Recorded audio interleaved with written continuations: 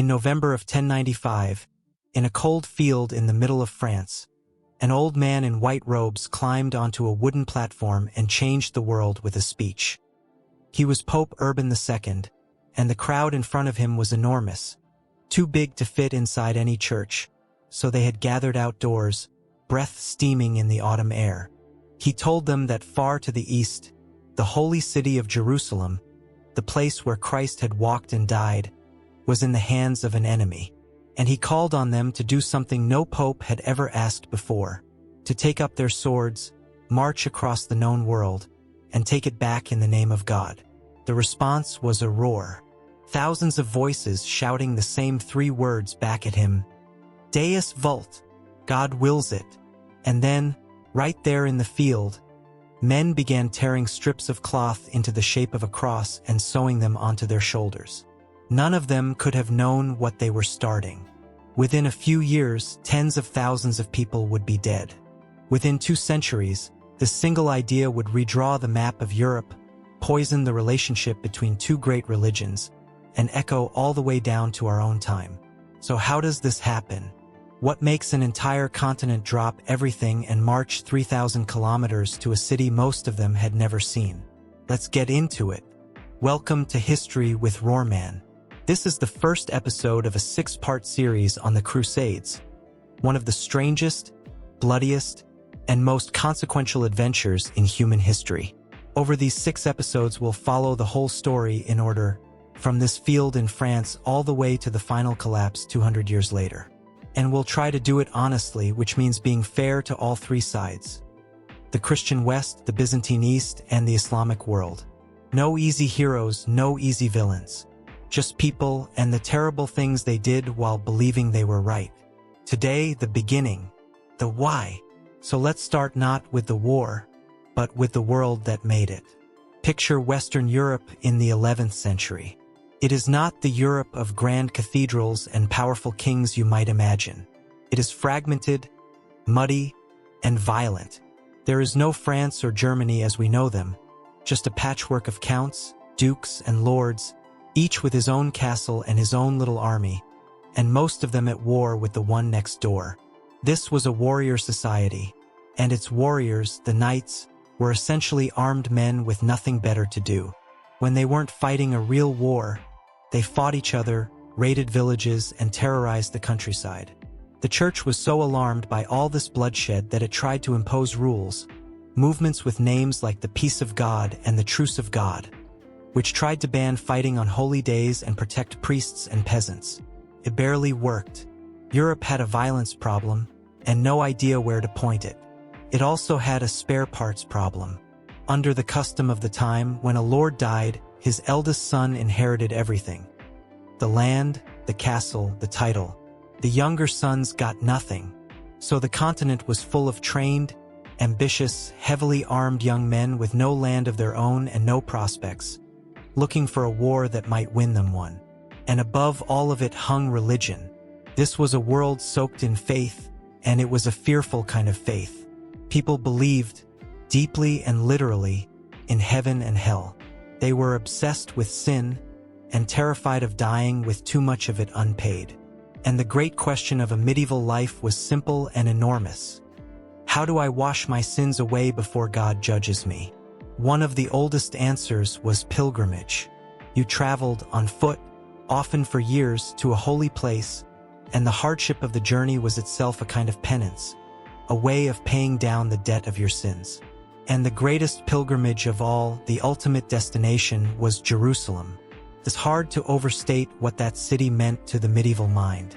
On the maps of the age, Jerusalem was drawn not on the edge but at the very center of the world, the point where heaven came closest to earth.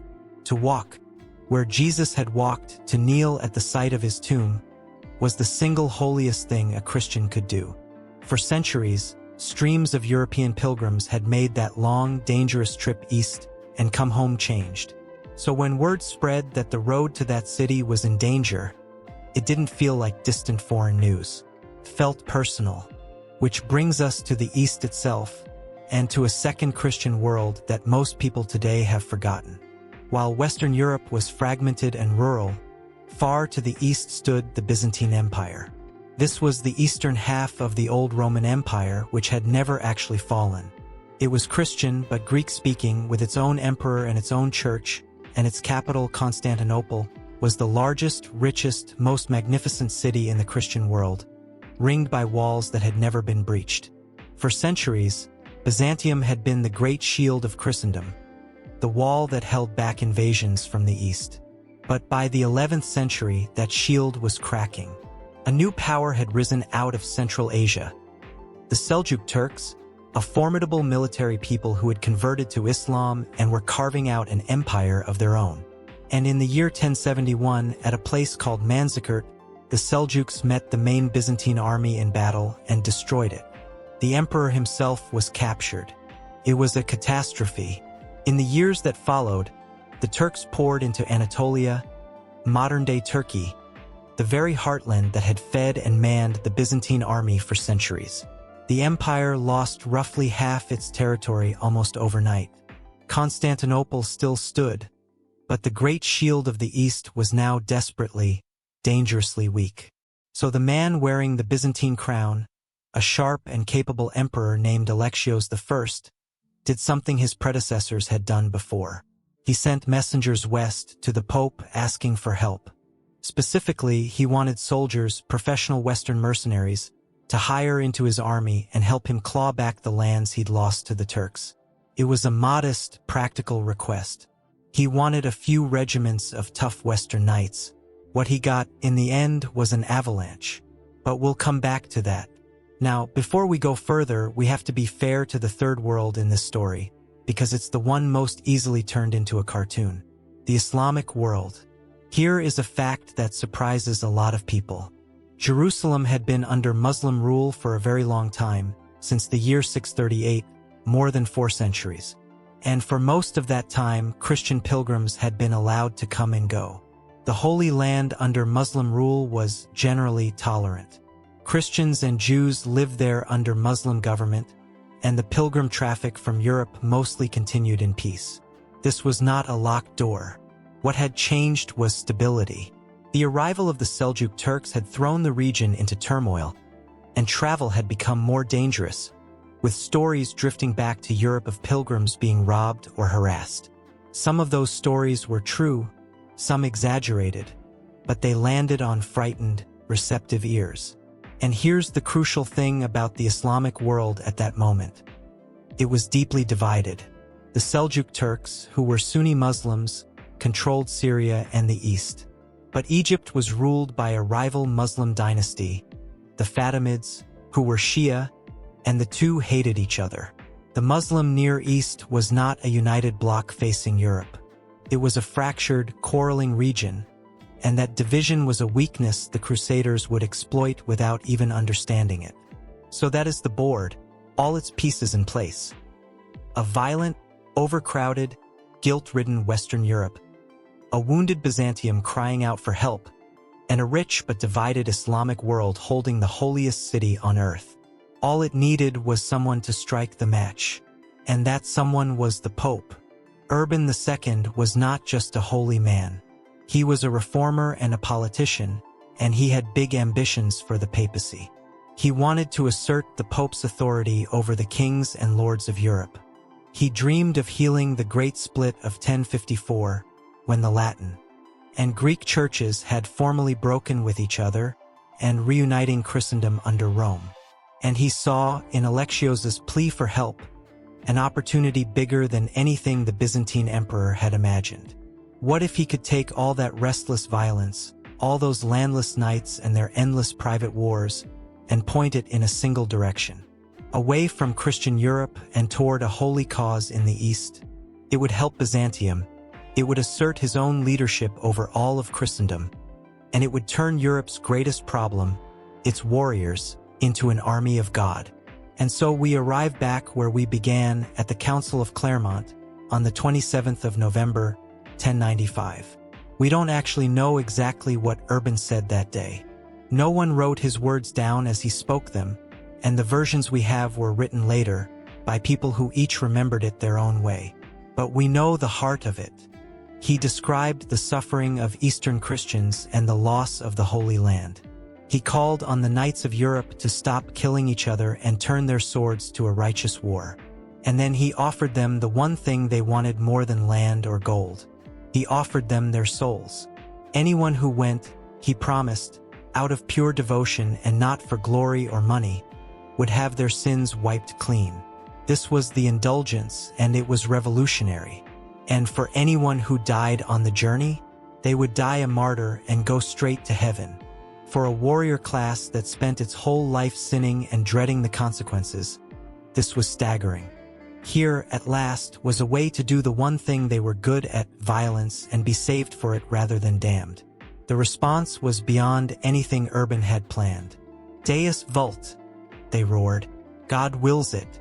And the movement caught fire far faster and far wider than the Pope could control. Because this is the part he got wrong. Urban had been aiming his message at the knights, the professional warriors. But the message escaped him.